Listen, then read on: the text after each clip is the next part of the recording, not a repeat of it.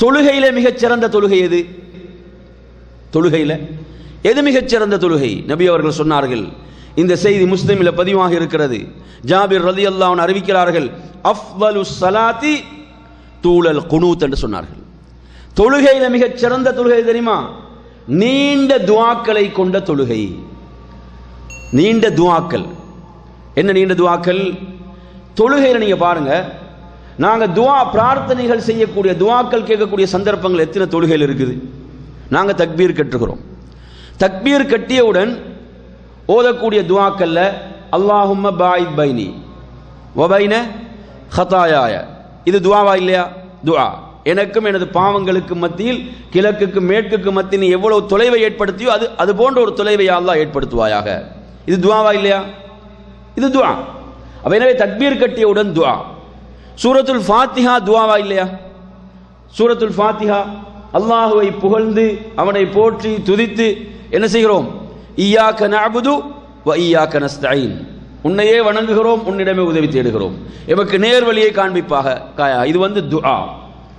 அதே மாதிரி ருக்கு எடுங்க. ருக்குல நாங்க கேட்கக்கூடிய துஆ என்ன? சுப்ஹானக அல்லாஹும்ம ரப்பனா வ பிஹம்திக அல்லாஹும்ம அக்ஃபிர்லி.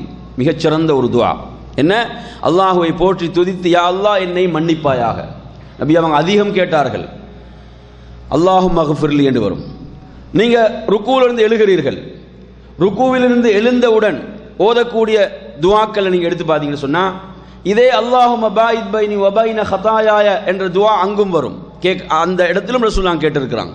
அல்லாஹும்ம லா மானிய லிமா அதைத வலா முஅதிய லிமா மனஅத வலா யன்ஃபஉ தல் ஜத் மின்கல் ஜத். ருக்குவிலிருந்து எழுந்தவுடன் துஆ, அல்லாஹ்வுடைய தூதர் இந்த துஆவை செய்திருக்கிறார்கள். சுஜூத், அது துஆவுக்குரிய இடம். சுஜூத் என்பது என்ன? அதில் நாங்கள் விரும்பிய துஆக்களை எல்லாம் கேட்கலாம். சுஜூத். சுஜூத்ல இருந்து நாங்கள் எழுந்து உட்கார்கிறோம். நடுயிருப்பு என்ன? ரப்பி குஃபிர்லி ரப்பி குஃபிர்லி ரப்பி குஃபிர்லி. எவ்வளவு சொல்ல முடியுமோ சொல்லலாம். ரப்பி குஃபிர்லி, யா அல்லாஹ் என்னை மன்னிப்பாயாக, என்னை மன்னிப்பாயாக, ரப்பே என்னை மன்னிப்பாயாக. அதே போன்று சுஜூத் துஆ. அத்தஹியாத் எடுத்து பாருங்க, அது துஆ. அப்ப எனவே இந்த தொழுகை என்பது என்ன? ஒரு துஆவாக. சலாம் கொடுக்க முன்னால் உள்ள துஆக்கள் எடுத்து பாருங்க, எவ்வளவு அழகான துஆக்களை நபி அவங்க கற்றுத் தந்தாங்க. சலாம் கொடுப்பதற்கு முன்னால் ஓதுவதற்கு எவ்வளவு நிறைய துஆக்கள் இருக்கிறது. அப்ப எனவே ரசூலுல்லாஹ் சிறந்த தொழுகை எதை சொல்றாங்க தெரியுமா? அதாவது நீண்ட துஆக்கள் தொழுகையில் இருக்க வேண்டும். இன்று நம்முடைய பலருடைய சிந்தனை எப்படி தெரியுமா இருக்குது? அவசரமா தொழுகையை முடிக்க வேணும், சலாம் கொடுத்துட்டு துஆ கேட்க வேணும். நிறைய பேருடைய மைண்ட்ல எப்படி இருக்குதுண்டா, அப்படிதான் செட் ஆகிருக்குது. என்ன? அவசரமா தொழுகையை முடிக்க வேணும், முடிச்சுட்டு துஆ கேட்க வேணும். என் அருமையான சகோதரர்களே, நீங்க ஒரு செய்தியை காட்ட மாட்டீங்க. நபி அவர்கள் தொழுகை முடித்த பிறகு 2 கைகளை ஏந்தி துஆ செஞ்சாங்கன்னு ஒரு செய்தியை காட்ட மாட்டீங்க. நபி அவர்கள் தொழுது முடித்து விட்டு, ஃபர்லோ சுன்னத்தோ, நபி அவர்கள் தொழுது விட்டு 2 கரங்களை உயர்த்தி துஆ செய்தார்கள். ஒரு செய்தி கிடையாது ஆதாரபூர்வமான. ஏன்? துஆ என்பது நபி அவங்க அவ்வளவு துஆக்களும் தொழுகைக்குள்ள கற்றுக் கொடுத்தாங்க. ஏன் தெரியுமா? அதுதான் அவன் ரப்போடு உரையாடுகின்ற இடம்.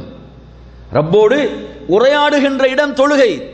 தொழுகைக்குள்ள நீங்க கேட்கிற துஆக்கு அவ்வளோ வெயிட் இருக்குது, அவ்வளோ சிறப்பு இருக்கிறது.